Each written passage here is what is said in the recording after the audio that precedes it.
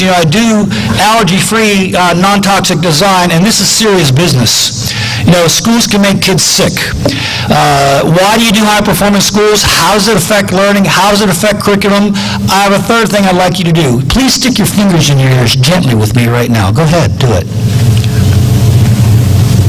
Can you hear me okay? Can you hear me? Not as well as you, right? Okay. Why do you do allergy-free non-toxic design? If you just simulated a 25 decibel drop in a child's ability to hear. We know that as an inner ear infection. You get inner ear infections from mold, microflora, and volatile organic compounds and affect children and make them sick. As a teacher, if I can't hear, I can't teach. If you extrapolate this is not a matter of ignoring our kids. It's a matter often of simply not being aware. There's no reason why we can't have allergy-free, non-toxic schools. That is by nature high-performance schools. If you have mold in your schools, you have sick kids. You got sick kids that don't learn. I say before we jack them up on Ritalin, maybe we ought to do something about florax and microflora, aspergillus, penicillus, and other things. That means a lot. And so on and so forth. This is so easy. It's so easy to combine in a non-additive, integrated way what this is about. Now, sociology and philosophy, I want to sit on this and we'll come back to it, but I'm going to make some points in this after I tell you some stories about curriculum and high-performance schools. Now, at this point, I dare say, I want to stress this. We have a good facility. We know how to fully dilute schools. We know how to make them energy efficient. The geothermal heat pumps, great. This is good. We get it. We're doing it. We're conscious about it. We're conscientious about it.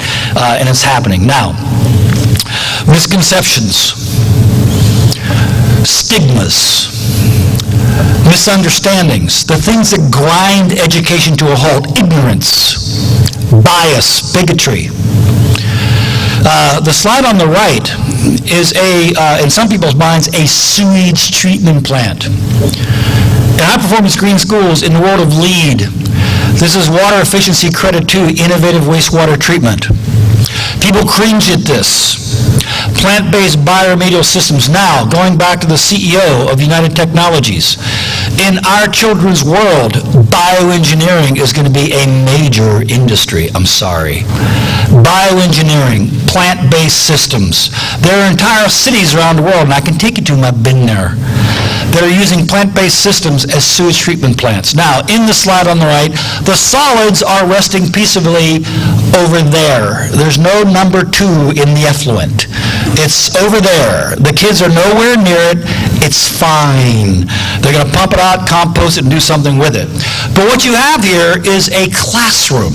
You have a biology teacher's dream. You have a science teacher's dream. You also have something that's saving about 75% of the water that goes through a school. No small amount of money. Now, the good news here is that another statistic that I came across, and by the way, I'm trying to verify this, and I have to be honest about this, because we want to be accurate and we don't want to inflate what we say. We want to base what we say on fact. But I heard 2 statistics that really caught my attention last week. One was that 35% of the kids who drop out of school in this country have passing grades. And I mentioned that at a keynote I just did in South Carolina, and I was corrected. The gentleman said, no, Bob, it's 80%. Now, I got to get to the bottom of this one. I'm not sure. Again, you want to be factual when you talk to people. So let's let it go at this. Between 30 and 80% of the kids who drop out of school have passing grades. The issue is they simply don't want to be there. Now, I could go to class and sit in a row in a desk and study biology, or I could go to this classroom with snails and cattails and phragmitis and things. The good news here is that also in this classroom on the right, it wasn't an additive. You didn't have to pay for it in civil infrastructure. It went in as part of the classroom budget. The state subsidized it financially, okay? The kids love it. They want to be in school. They love this place. Oh, and by the way, they make money to support their clubs, so they're learning a little bit more about business, but we're going to come back to that. If you look at this as a sewage treatment plant, get over it. If you look at it as a phenomenal opportunity to engage kids and be interested in the art and science of teaching, where kids want to be in the classroom and they learn a tremendous amount, then you start to get what the Innovative Wastewater Treatment Credit in LEAD is about, or what we should be doing in schools. We're preparing kids for the 21st century. Why not introduce bioengineering in 5th grade? Other people are doing it. Okay, so Chad and some others have seen, I talk about this school in Rwanda that we visited and worked on. And I make light of this because it's depressing. If you look at the school, it's, as I said 100 times before, it's well ventilated and day-lit and doesn't consume a lot of energy and non-toxic and all natural materials and things like that. And I dare say that the students love the parents or teachers love their students just like we love ours. But it's a little bit different environment. The point is that an architect used this opportunity in Rwanda where about 4 or 5 years prior to him getting this idea, the factions were killing each other, and he came up with this school. I'm going to come back to the school for a reason, okay? First of all, it's the power of one, it's the power of what a vision can do under the worst of circumstances. And I use it in audiences like this not to depress or to grandstand, but to emphasize a point where we're talking about people issues. If you really want to do something, the potential for doing it is practically limitless.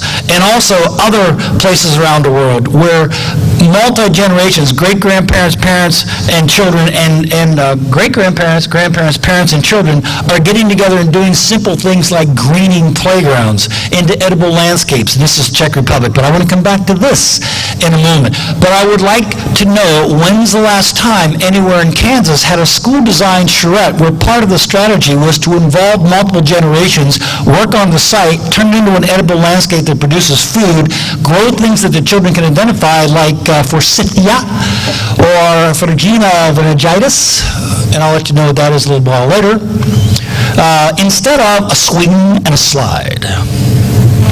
Why not have a landscape that's fun?